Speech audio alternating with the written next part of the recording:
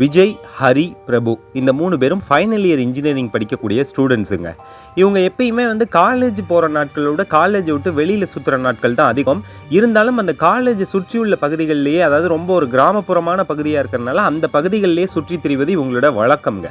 அதே மாதிரி அன்னைக்கும் ஒரு ப்ராஜெக்ட் ஒர்க் ரிலேட்டடாக அவங்க பண்ணாத வேலை, அதாவது அவங்க செஞ்ச ஒரு வேலையை சரியில்லை அப்படி இப்படின்னு லெக்சரர் திட்டினாருன்னு சொல்லிட்டு கிளாஸை பங்க் கட் அடிச்சுட்டு 3 பேரும் வெளியில் வந்துடுறாங்க. வெளியில் கொஞ்ச நேரம் கழிச்சு, டே எங்கேயாவது ஆற்று ஈத்துல போய் குளிக்கலாமாடான்னு சொல்லிட்டு அவங்க வழக்கமாக குளிக்க போகிற ஆற்றுக்கு குளிக்கிறதுக்காக போகிறாங்கங்க.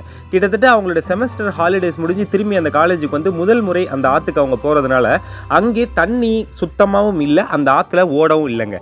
உடனே அங்கே அருகில் இருந்த ஒரு பெரியவர், என்னப்பா குளிக்க வந்தீங்களான்னு கேட்குறாரு. ஆமாம் பெரியவரே, குளிக்க வந்தோம், தண்ணி இல்லை, என்ன பண்ணுறதுன்னு தெரியலன்னு 3 பேரும் ரொம்பவே சோகமாக அந்த பெரியவர்கிட்ட சொல்கிறாங்கங்க. உடனே அருகில் இருக்கக்கூடிய மங்களம் கிணத்துல போய் பாருங்கப்பா, உலகத்திலேயே தண்ணி இல்லைனாலும் மங்கள கிணத்துல தண்ணி இல்லாமல் இருக்காதுன்னு அந்த பெரியவர்